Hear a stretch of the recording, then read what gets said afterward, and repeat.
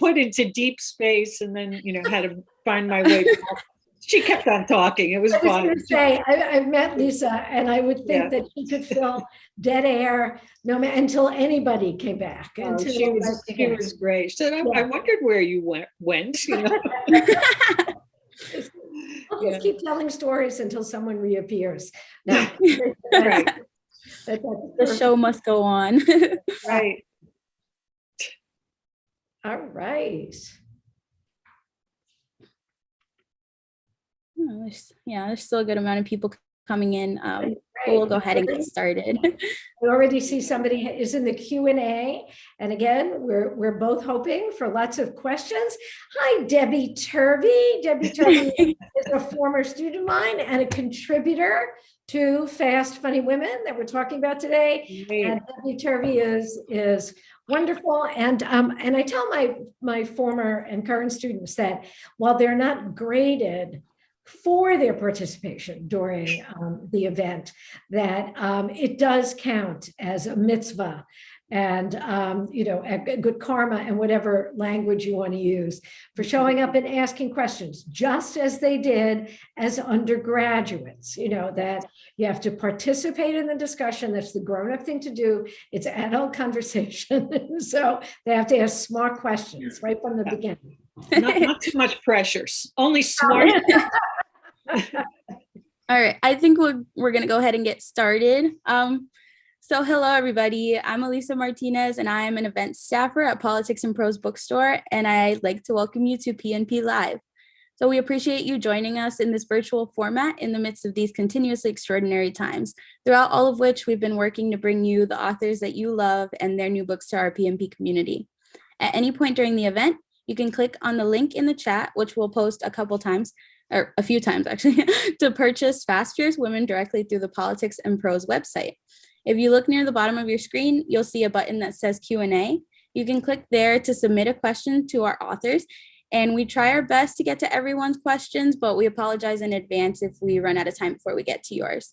We'll also be providing closed captions if you click the CC link next to the Q&A box, also at the bottom of your screen. Before we begin, I would just like to say thank you again for being here. We are extremely grateful for you all helping keep our business and our spirits afloat. And now I would like to welcome to PNP Live, Gina Barreca and Maureen Corrigan, celebrating the release of their book, Fast Fierce Women. Gina Barreca has a, no, it's no problem at all. Gina Barreca has appeared often as a repeat guest on 2020, The Today Show, CNN, the BBC, NPR, and yes, on Oprah to discuss gender, power, politics, and humor. Her earlier books include the best-selling They Used to Call Me Snow White, But I Drifted, Women's Strategic Use of Humor. It's Not That I'm Bitter, or How I Learned to Stop Worrying About Visible Panty Lines and Conquered the World. If you lean in, will men just look down at your blouse, and Babes in Bayland, a personal history of coeducation in the Ivy League. Called Smart and Funny by People magazine and Very, Very Funny for a Woman by Dave Barry, Gina was deemed Feminist Humor Maven by Miss Magazine. Maureen Corrigan, book critic for NPR's Fresh Air, is the Nikki and Jamie Grant Distinguished Professor of the Practice in Literary Criticism at Georgetown University, and a reviewer and columnist for the Washington Post's Book World. She's an associate editor and contributor to mystery and suspense writers, and the winner of the 1999 Edgar Award for Criticism, presented by the Mystery Writers of America. In 2019, Corrigan was awarded the Nona Balakian Citation for Excellence in Reviewing by the National Book Critics Circle. Corrigan has also authored So We Read On, How the Great Gatsby Came to Be and Why It Endures, and Leave Me Alone, I'm Reading. From the editor of Fast Funny Women, Gina Barreca, if you're a woman and you like humor in your life, plus intelligence, get a copy of Fast Fierce Women, the second book in the Fast Women franchise, with fierce new works from writers you know what by heart. And New York Times best-selling novelist Coraline Levitt, NPR's own Maureen Corrigan, award-winning poet Phyllis Levant, alongside other familiar and emerging authors whose original pieces were commissioned. So please join me in welcoming Gina Barreca and Maureen Corrigan to PNP Live. Thank you so much. Well done. Thank you very, very much. And I know Maureen and I, we are in 2 rooms of the same house of a friend at Georgetown. And we Yes. thought about trying to do it on the same screen and then thought we would just be laughing too much. So we're doing it in separate screens. And Maureen got the books because she's really the book queen. And but I'm doing it, you'll notice the shaft of light that's coming on me, which may be the only time I look like I'm something out of, I don't know, Caravaggio painting or something. I mean, really, this is going to be it. Fast, Fierce Women. First of all, I'm noticing that a number of people who have already said hello are other contributors to Fast, Fierce Women. And I love this book. I'm so proud of this book. And I really am the convener of this. I'm the editor of it.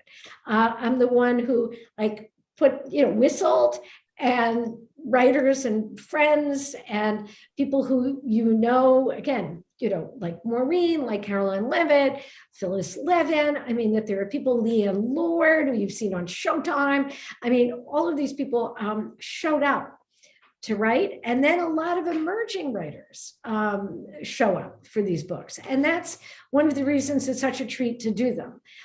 So that out of the 75 women that were in Fast Funny Women, who included friends like, I wrote to Jane Smiley and said, Jane, I know you have a Pulitzer Prize in literature, but would you come up with something new? 750 words. And she's like, all right.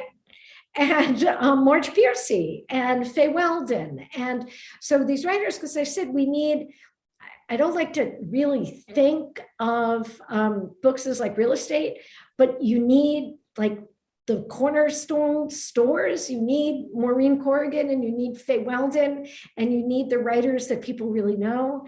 And then we get the writers who are just coming into their own and they're all together in the same place. And it's just been an amazing experience to have everybody in this book. And when I in fact, I'm going to tell the story, Maureen will read first her essay that it was particularly meaningful to me because we have called, I'll reveal it, Maureen, the Outer Borough Girls, because Maureen grew up in Queens and I grew up in Brooklyn. And I think Maureen is better with the accent. I tried in Connecticut because I've taught for 35 years at the University of Connecticut. For like 2 years, I tried to say aunt. And then I thought, this is the stupidest thing I'm doing. It's like my Aunt Rose, my Aunt Meade, my Aunt Josephine, I like, let's talk like real people. But the idea of getting authentic voices onto the page and people telling their fierce stories, and that fierce, as we learn in the book, and has surprised me as I was putting them together, there are days when fierce is taking a shower. There are days when fierce is driving yourself or walking to buy yourself food, or it's making your bed. I mean, there are days when it's fierce to get into your uniform and join your battalion.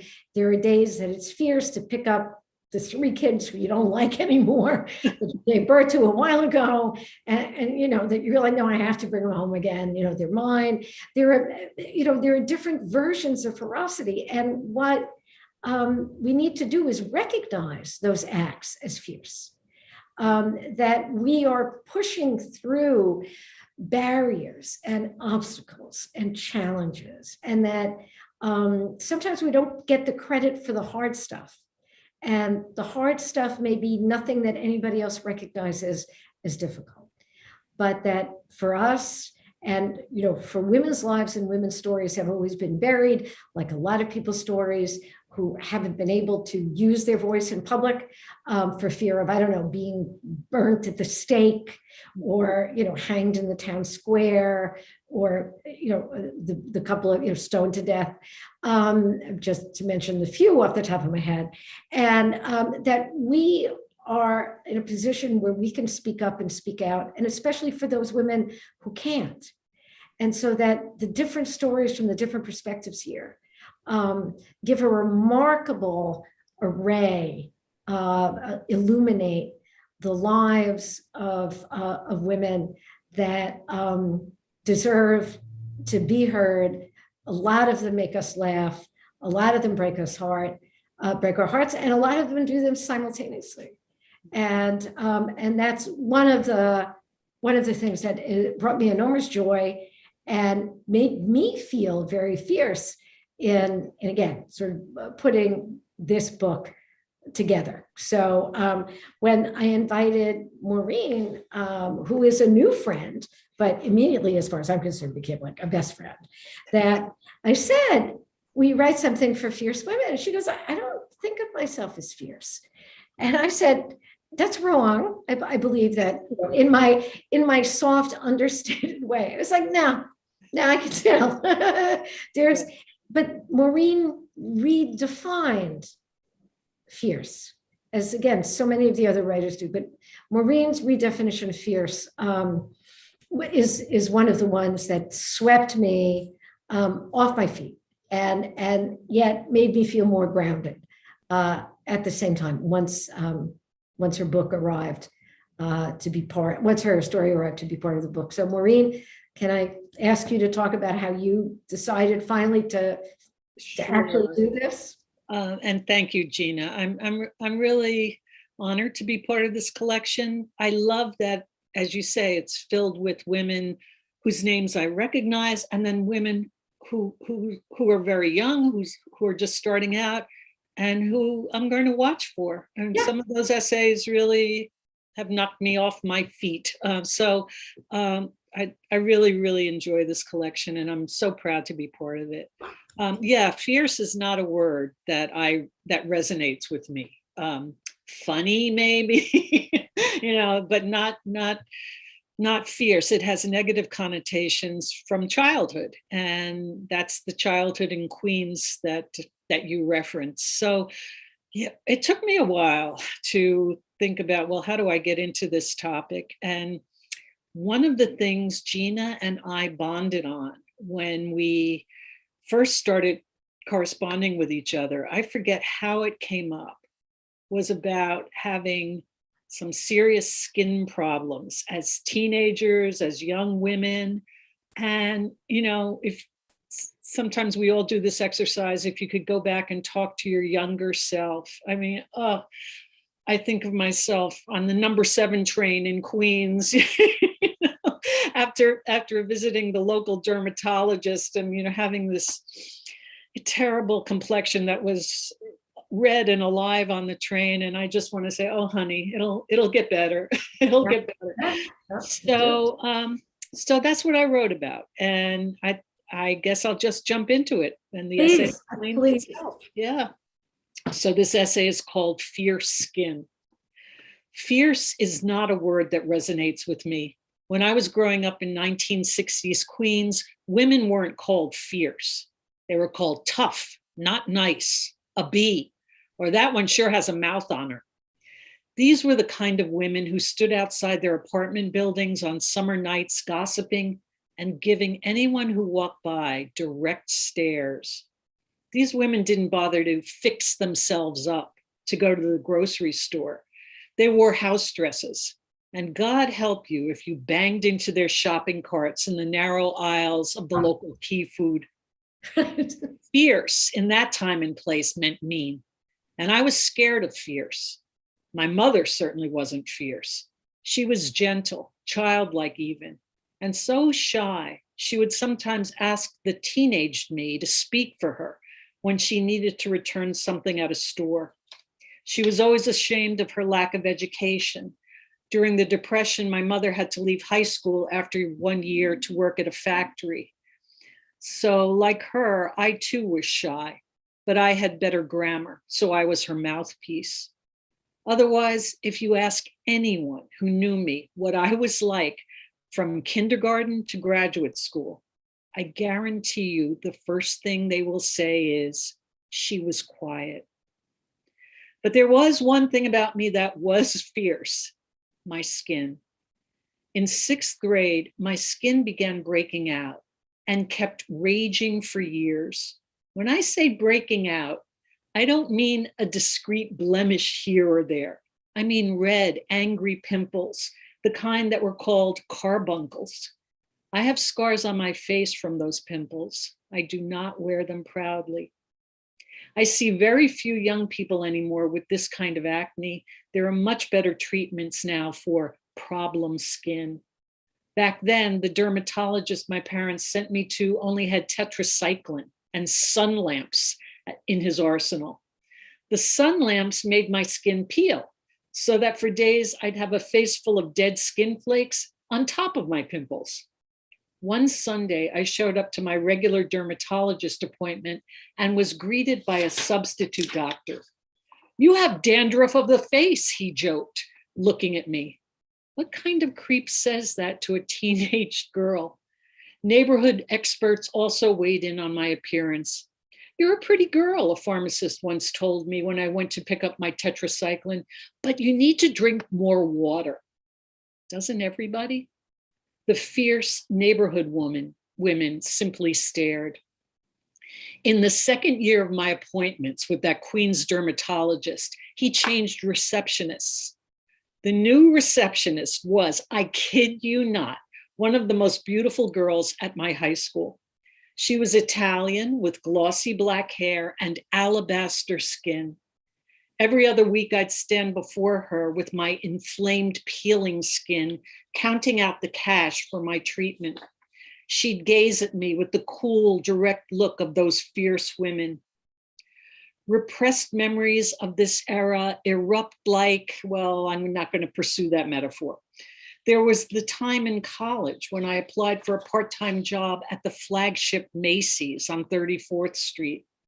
The sympathetic woman who interviewed me told me my complexion was too bad to work on the floor as a sales girl. But if I came back in 2 weeks and my skin was better, I might be hired. I drank water for 2 weeks and lived on white bread with ricotta cheese. Bland food was another folkloric cure for acne.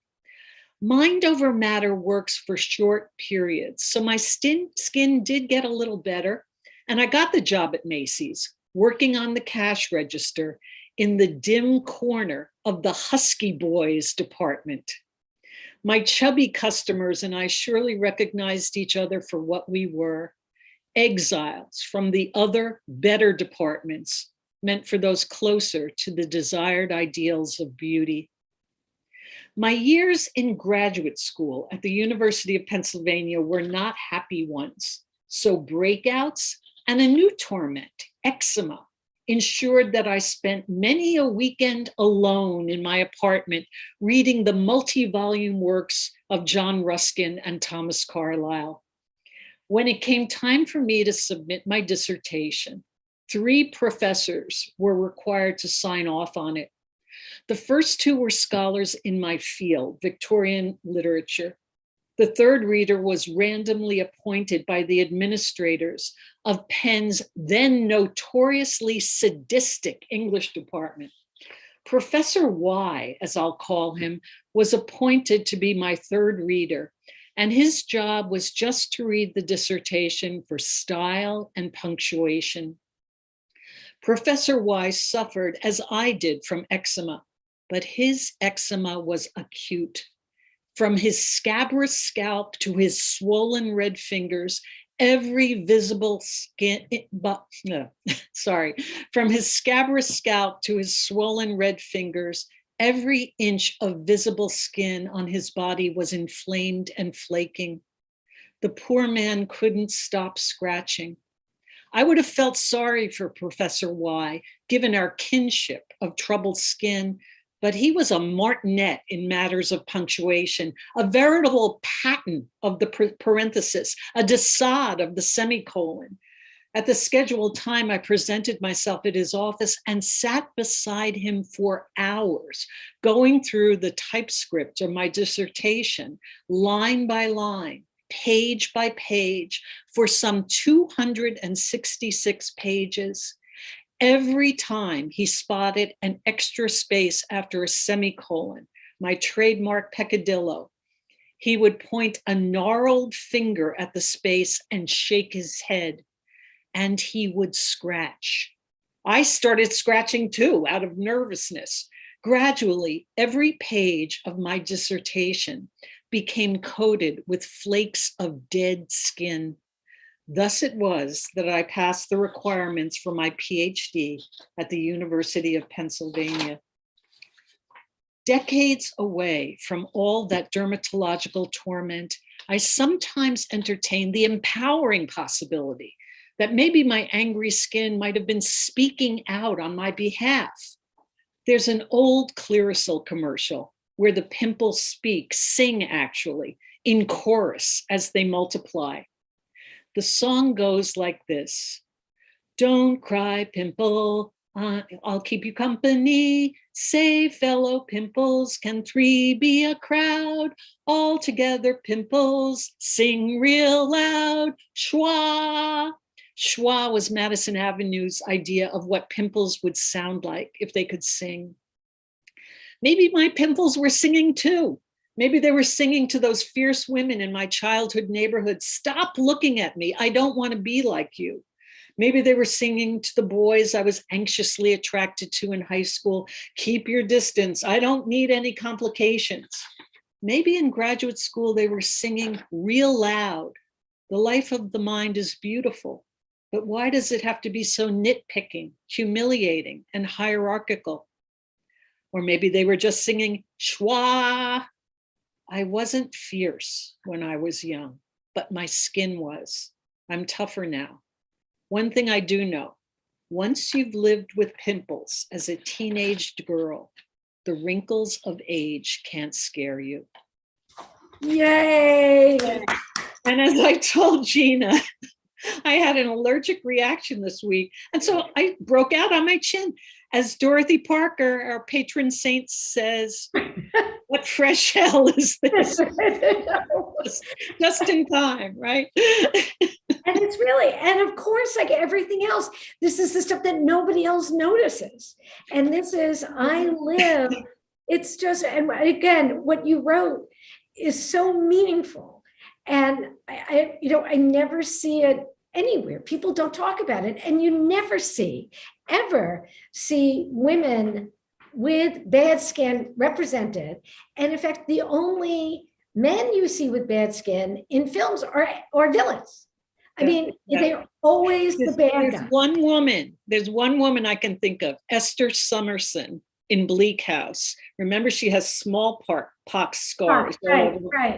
But that's it. I can't think of any other. Esther Summerson is not like the poster girl for who you're, right? I mean, it's like, wow, boy, do I want to be Esther Summerson. Yeah. It's not like, we're not getting the t-shirts with her on it. I mean, this is really, but no, you're right. I mean, but that's it. But it's what I see when I look at my face are scars. Yeah. And they're not what other people see. And I remember going to a shrink fairly early on. I mean, in my 30s, I'm talking to this man. The relationship didn't last long. And I said, well, I really, it's the scars that really bother me. I wouldn't let anybody touch my face. And even, when a nice man wanted to, I was like, don't do that. And he said, okay, let's discuss that. He said, what inner scars are you talking about? I said, no, the scars on my face. He said, I don't have any idea what you're talking about. I said, my face is scarred. And he said, I don't see them. And it really was this disconnect. And I understood that he really didn't, but I also understood that he wasn't going to get it. Right. That it really wasn't. And I do understand that they're metaphoric as well as literal and all the rest of it, but he wasn't seeing what I was seeing. And that's why I decided I needed to see, in those days, a woman therapist who would really get this idea. And now I'm 65, I'm seeing a guy, it's fine. It's really, he's an Italian. It's like, it's the same shortcut. It's like, for a woman or an Italian, I just need somebody that I can cut through the details and they'll get the big idea. But Maureen, when you wrote this, and again, this was one of the many essays in the book that redefined fierce for me. And that really got me is that my mother was a French Canadian immigrant, and my father's family was Sicilian, and she came down from Canada, not even really speaking English, to live with the immediate family of 117 in Brooklyn, and now and my aunts were those women that you talked about. Yeah. And not a generous group, shall we say, and that my mother was always embarrassed, and she was embarrassed by her accent, which was a beautiful accent, and she had a low voice, and she was very soft-spoken, and she was blonde with green eyes. I mean, I never looked like her. I think that was a hard thing for her to accept. She had 2 kids. Neither of us looked like her, and so it is.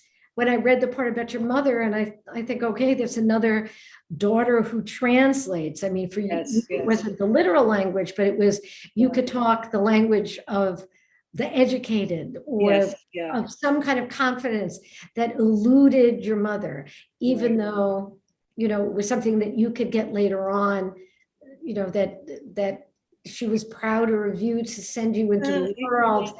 This could be a whole other book. Yeah, it is right. I mean, louder, but also like, if you grow up, especially in Irish Catholic Queens, who do you think you are? But that is really Brooklyn too, right? That for the students that I'm teaching this semester, I'm teaching a class at UConn on the novels of Thomas Hardy and Margaret Atwood. Oh, Jude the Obscure. But also Tess of the D'Urbervilles and Bathsheba, and Far from the Raining Crowd. And it's still, and in everything in Atwood, the women are still asked, who do you think you are? Who are you? Right. To do this? Who are you? What are you? How are you making a big deal out of yourself? And this is what Fast Fierce Women is about, is facing this. So I want you to read, and look we've got like 47 people who want to talk.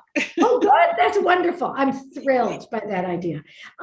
So this is from my introduction, where I start with saying fierce can be getting out of bed. It can be taking a shower. It can be switching a job, seeing a shrink, going to war, or getting out of a relationship that could kill you. It's crossing your arms against your chest or opening them up in an embrace. All of these different things, depending on the situation, are fierce.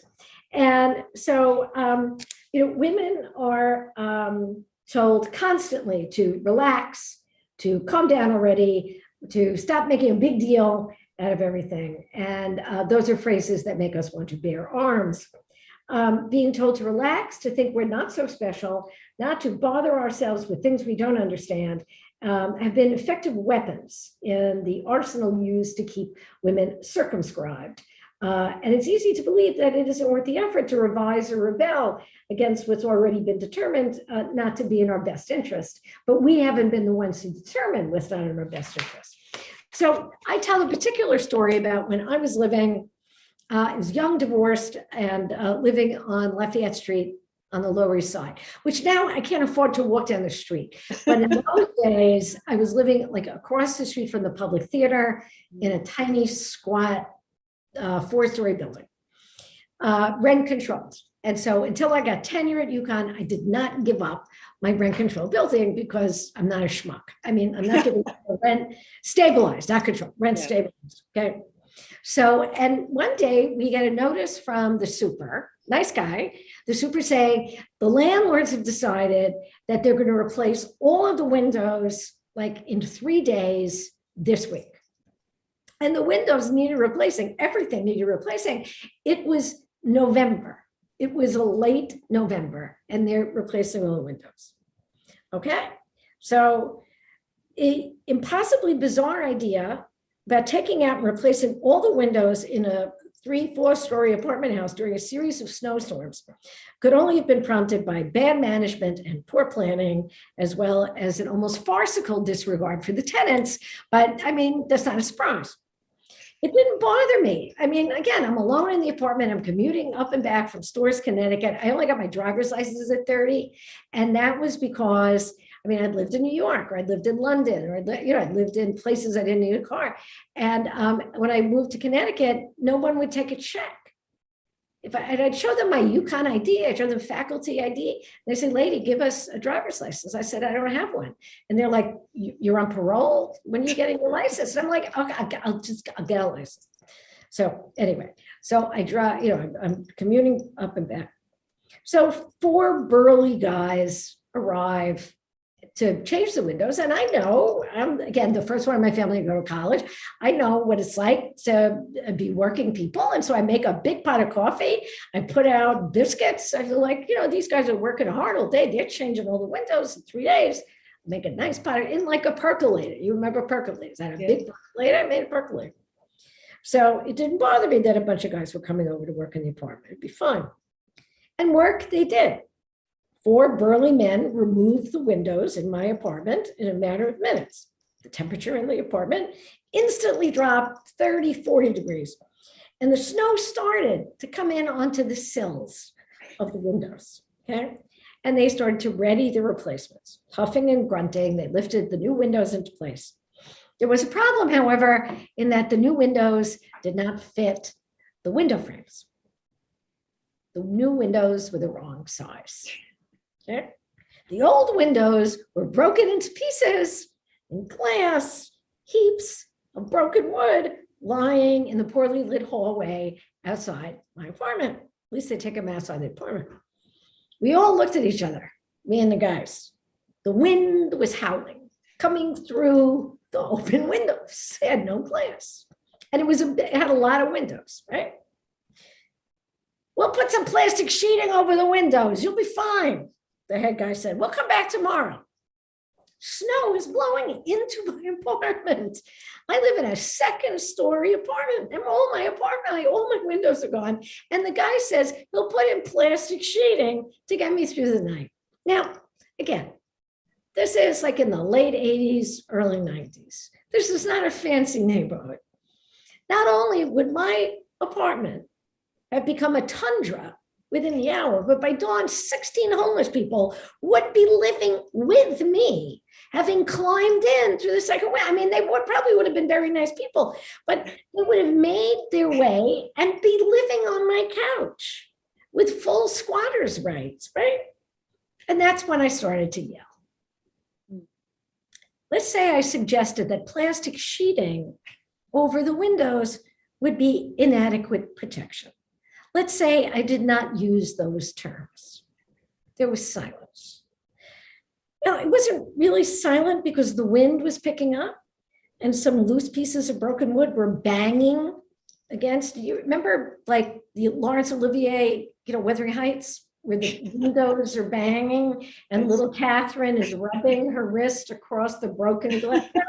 So let's to give the atmosphere, okay?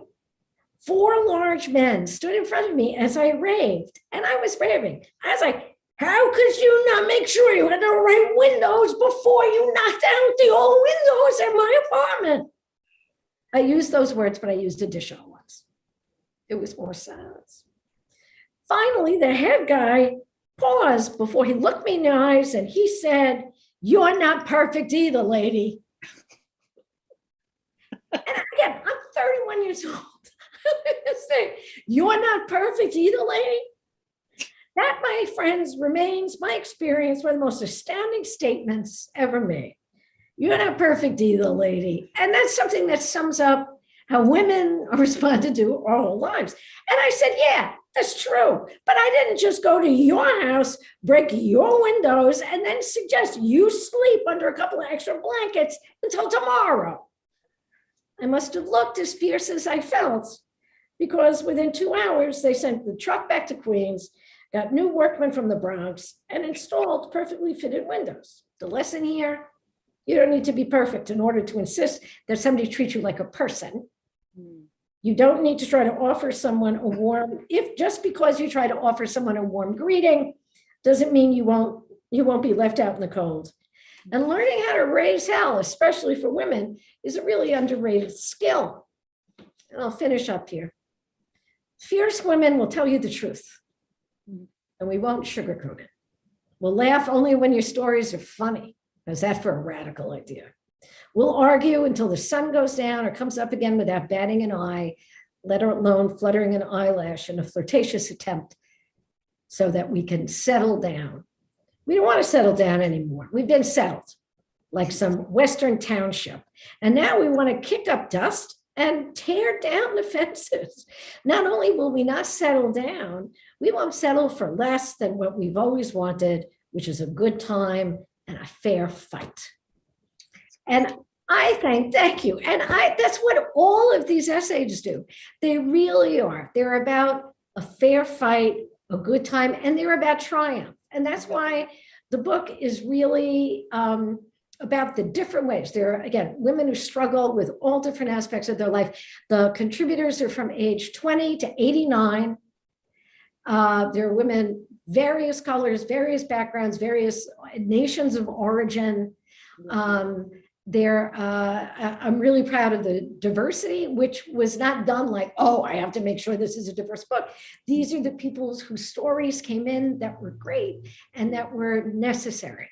And so it is, it's really been a treat, and I'm going to keep it going. The next book is Fast Fallen Women. Because I said, I grew up, falling down, falling in love, and falling apart. Yeah. And, when the fall of man, as we were all taught, I too was brought up as a Catholic, good Catholic girl. It's a project I've since abandoned, but but I can't be anything but a Catholic. It's like being an alcoholic. I think You can't be anything else, but for me, there should be meetings, and I've told that to our Catholic friends, but but the idea is that when it's the fall of man, it's everybody. But when it's one woman falls, it's always her fault. Right. It's her flaw, it's her vulnerability, it's her weakness. And I'm going, we're falling, we're flying, we're soaring. If you are down from a pedestal, baby, that is really, you have a much better view from the ground up. And they only put you on a pedestal to look up your dress in the first place. So, so there are lots of ways to look at fallen, and I'm learning that from the essays that are coming in. So let's open it up if we can to, yes, and please go buy the book. Please buy the book. That would be really nice of you. It's an independent press out of Connecticut. It's one of my former students who is now with his colleagues taking the small publishing world by storm. It's distributed by the Independent Publishers Guild, so it is on bookstores, bookshelves everywhere, as well as online, but we want you to get it at your local independent bookstore. Like Politics and Prose, right? Like Politics and Prose, who's happy to reorder. I bought the last copy. Okay. Thank you both so much for that really remarkable talk. Now we're going to open it up to the Q&A to make sure we can get to everybody's questions. If you haven't gotten your question in, do that now. I'll be starting them off. So Stephanie asks, do you have any essays about how being fierce means not pretending you don't know? That is, not playing dumb. Yes, there are many. And the idea that somehow that a woman is fierce every time she opens her mouth and something besides a cooing noise comes out is really part of it. Because if women say something besides, what an aggressive woman. Yeah. Who made her that? If we're not going, women, I grew up, again, in the 60s, 70s, saying to guys things like, oh, you sure do know how to parallel park. Really, give me a break. And at some point you realize that you actually want to be with somebody who is like as smart as you are and can, that you're not disguising or camouflaging your intelligence like you're smuggling some contraband. So Maureen, would you, that the idea of admitting to being a smart broad is like a big awakening. Yeah, but again, it doesn't always mean having to open up your mouth. I think it just sort of means not being deterred from your path. And not needing to get the approval of everybody in the room, and especially the men in the room, if that matters to you. Just straight ahead. And again, as I again, every former student who knows me knows that I make them basically, I can't force them to get it tattooed, but they have to remember that Elizabeth Janeway's definition of power is that power is the ability not to have to please. And that's what power is. And that's something you give yourself. You give yourself the ability not to have to please. That's a great first question. So for our next question, John Paul asks, is this the origin of fast nonfiction? And is this a new genre?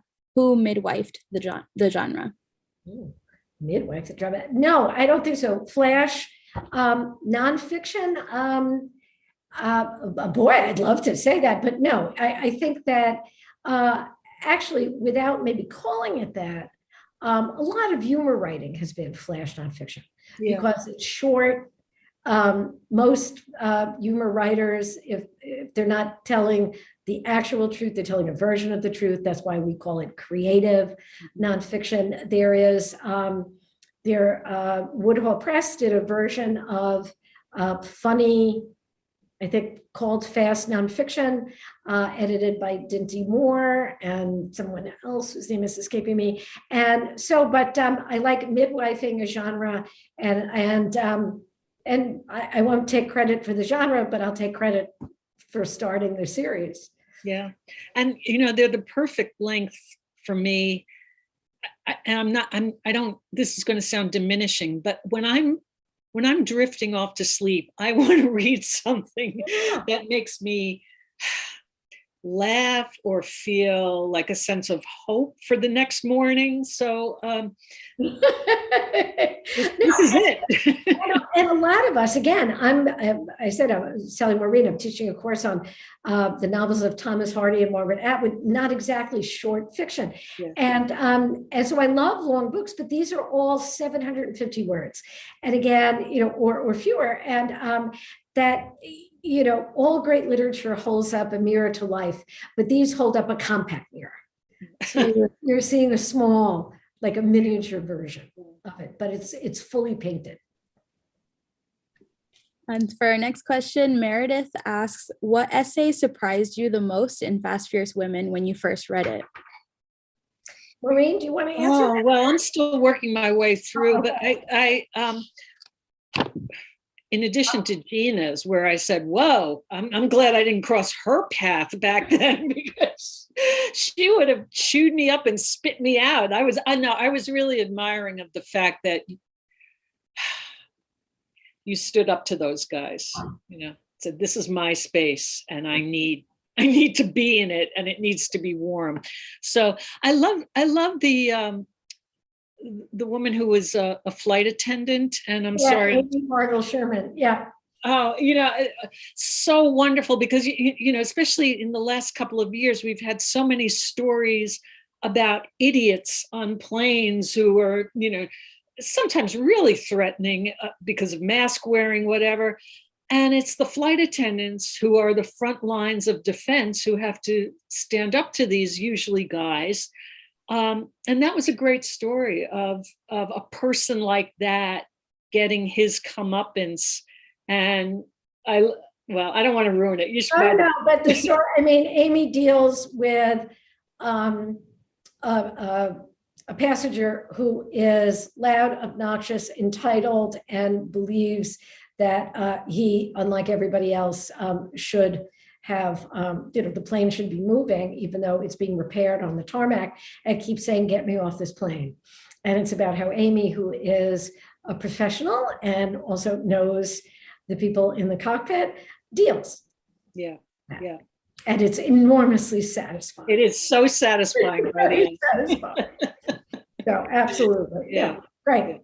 And the ones that surprised me most, a lot of them are about rage. A number of them are about surviving grievous illnesses. They're about figuring out how to get over what at the moment were the toughest Things in the World. Laura Rossi, who is a good old friend, writes about having to homeschool at this point, not that she wanted to, but it was the pandemic, her special needs son, while she is one of the world's great publicists and while everybody is doing this. And she's standing in the middle of her kitchen going, how do I do this? Like, the internet isn't working. He needs to be in school. He doesn't have, the support system of people that he usually has around him. The clients are calling, and how she ends up keeping it together. And it's when you look at this, and Laura's essay ends with, nothing has changed, everything has changed, every day is special, a new special. Mm-hmm. And again, it's about power.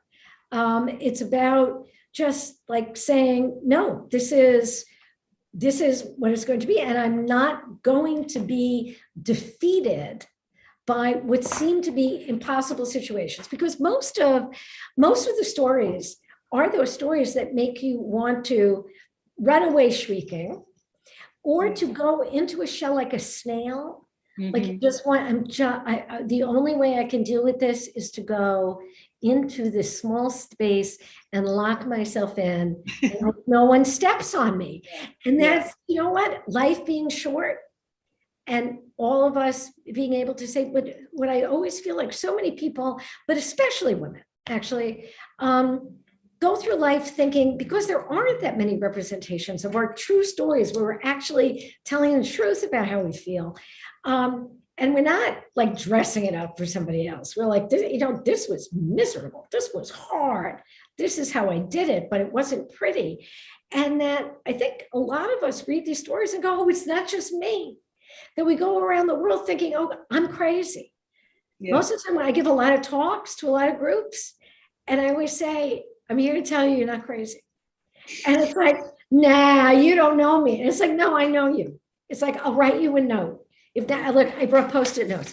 I can write you a note saying, Janine, you are not crazy. This is good until you need, if you need to call, here's the number. But we want it because we think we're the only ones going through this, because nobody else has told us. There are times, again, when I want to walk out. I love my family, but it's too much. I want out.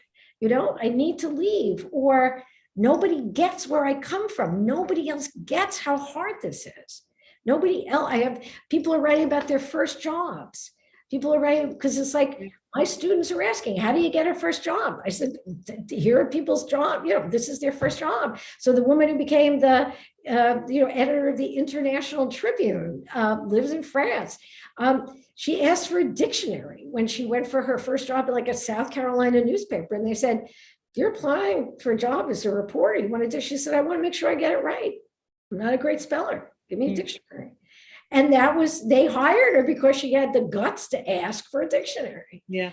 So, it's really, it's being honest, and to realize that that's, again, actually where your power comes from. Is not from trying to disguise your vulnerabilities, but saying, I know how to do this, but I don't know how to do that. And going back to my story about yelling at the guys, I don't think I would have yelled at them if I hadn't made the coffee for them. If I had started out by being willing to go like, okay, we're all in this together. Let's get this done. Thanks for giving me the window. By the way, when you read the part about yelling at them, I loved how your New York accent got thicker.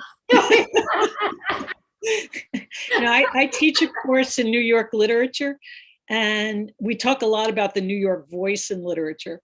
But I always claim that one thing you can say about the New York voice, you never sound stupid if you have a New York accent.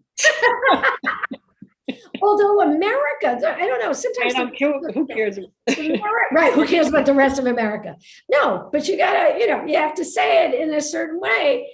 And that's what are you gonna do? What are you gonna do to me? How is this gonna work? You want to take it outside, it's fine.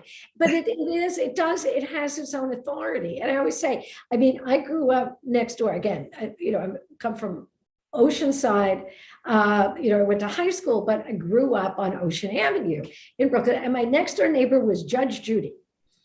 Judy Scheinlin is in the first book. She actually wrote in the first book, talks about the fact that I have good teeth because her father was my dentist, because we could not have afforded to go to the dentist, my family. We only could go because we were on the block. And that Judy, you could put in a Happy Meal. I mean, she's this big, she's tiny, she's like concentrated power. That's all she is. But again, she's absolutely, it's like, this is who she is. She's not anybody else. But coming to that ability to say, yeah, this is who I am. And you're going to enjoy this next conversation is hard. There's a wonderful Ashley Carrington is a woman who, again, I think we're going to hear more from. She's a Black woman from New Haven who was my student last year. Now she's actually interested in writing theater. And she wrote an essay on Black people don't do this. And it was about going to therapy, and that everybody was saying Black people don't do this. And then she's finally like, I'm doing this. So if I'm doing this, Black people are doing this. It's like, you can't tell me that Black people don't do this because I'm doing it. I'm a Black person, ergo. It's like, this is how this works. And so people are coming at it from all different directions. And again, it's not only, all of the essays and in terms of the essay writing, because they are such short essays, that they have to take all the ideas and put it into such a small space. That it's like having the whole orchestra, in your hands, and you hold it up to your ear. Yeah. For our next question, Pamela asks, how do you write truth with family members still around to read your work? Oh, I will just say, when I hear that question, I do think of my mother, because when I wrote a book called Leave Me Alone, I'm Reading, which is a literary memoir, like growing up as a crazed reader, right? And my mother was the anti-reader. She would come to me when I was like 8 years old, 10 years old, and feel my head and tell me that I was going to grow bumps on my head if I read too much. So stop it. But when I wrote that memoir, my mom was still alive, and I told anecdotes like that, and she said, you told them everything. I don't know who she thought them was, who was, the hordes of people who were reading this, but she was hurt by that. She was? Yeah, she was. But I do feel like if you're going to write, you have to write honestly, and you kind of have to. Yeah, you have to keep it back. Barricade those people off. Right. And what I have found coming from my large Italian family is I don't give them a book. They don't know I published anything. Yeah. So I realized after the first couple of books, I just didn't give it to them. No. Look, and when I got onto Oprah, I had one aunt, because I stopped telling people that I was going on. Yeah. And I had one aunt who was flipping through and saw me. And I thought, okay, good. This is, Barreca, I got onto TV. It's not in a perp walk. I thought they would be happy. And my aunt said, Gina, I saw you on TV. And I said, I thought I'd done a good job. And I said, yeah, no, it's fine. It does add 20 pounds. And I'm thinking, okay, and this is why I stopped telling anybody why I'm doing anything. They don't need to, it's on a need to know basis. They didn't need to know. They didn't need to know. Yeah. And it does the part, again, when I did the creative writing students, it's like, you have to tell your story. You're not telling anybody else's story. So Maureen, when you're talking about your experience of your childhood, and it's not a judgment on your mother. It was what you experienced as a kid, right? Right. But of course, your family is probably not going to see it that way. So you just have to hope they don't read the book. Right. That's it. That's really. That's it. Yeah. So, excuse me. Meg asks, and Maureen touched on this in her essay, but have your thoughts about what it means to be fierce changed from when you were young to how you think about it today?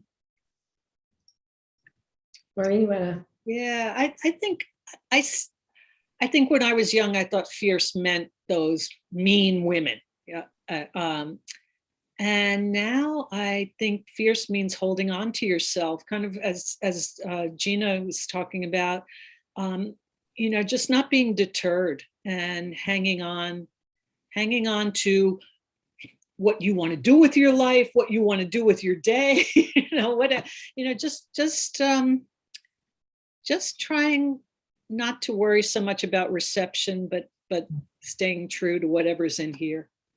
And I think that's absolutely right. And that it's the resilience, and it's like you understand that you put your mask on first before helping others. Yeah. And that, if you're not able to, again, to have the strength and to have reserve and to have the emotional and intellectual capital that you need to draw on when things come to a crisis, that you're not going to be of use to anybody else. And that, so the first thing is, and not in some narcissistic, self-aggrandizing way, but that's just the fundamentals. I mean, you have to make sure that you are ready to withstand whatever is headed your way.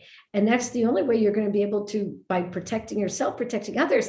I think for too long, women were only thought of by the culture and often by the families as being able to be useful by offering oneself in sacrifice. Mm. And that I think fierce is, there are sacrifices in being able to be fierce, but they are, that you're being able to come from a strong place and be able to withstand and withhold. And as Maureen just said, to stay put in your resolve is something that the world is not going to make it easy for you to do. And that's also why talking about it and communities of it and gatherings of it, where we tell the truth about our lives, really matter. Okay. And then I think we have time maybe for one more question. Okay. And so Laura says, how does Maureen choose the books that she reviews for Fresh Air? There's so many books, and yet Maureen always seems to select the perfect one every single time. Thank you. Well, that's kind.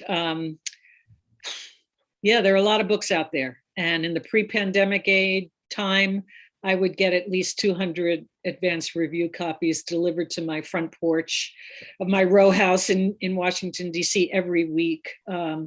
That's changed because as Elisa knows, I'm sure, and Gina, publishers are now sending out a lot of e-books for people like me to look at ahead of time. But quick answer is that my producer and I make up a list of what's coming out a season ahead, culled from catalogs and Publishers Weekly and things like that. And one of the things that I love about reviewing for Fresh Air for 32 years is that we're constantly changing that list. If I've done a lot of nonfiction, I'll switch to fiction. If I've done a lot of big press books, maybe I'll be looking for those independent press books the next week. And we're just always, I'm sometimes reading the night before the review will go on. So it's a job where you have to love a deadline and the thrill of a deadline. And I think actually, and that goes for anybody in the group who wants to write, who wants to do anything, is I think we can leave it on that, since we can make our 6 o'clock deadline. You have to love a deadline. I think that's right. And Maureen, thank you for 32 years of doing this. No, I'm serious. It's again, and that's another part of being fierce. It's you keep information. We're flying in formation. We're doing this for real, and we've been doing it for a while, and it's nice to be able to keep going. Yeah. And thank you everybody for tuning in. I know everybody's tired of Zoom, but this was so much fun. It was lovely. Thank you. Yeah, thank you both so much, Gina and Maureen, for that really wonderful conversation. And I'm glad we got to a majority of the questions. So I would also like to thank the audience here today. as your patronage is really what allows us to bring you programming like this. And we wouldn't be able to continue to host these types of events without the book sales to support them. So please support both. Yeah, there's the book. Please support both Gina Barreca and Maureen Corrigan, as well as Politics and Prose, by using the link which we have posted in the chat to purchase Fast Fierce Women. And be sure to keep an eye on our website for our current event listings, as we have plenty of excellent events to attend both virtually and in person. So thank you again, Gina and Maureen, for joining us today. Keep well read, everyone, and enjoy the rest of your day. Thank you so much, Elisa.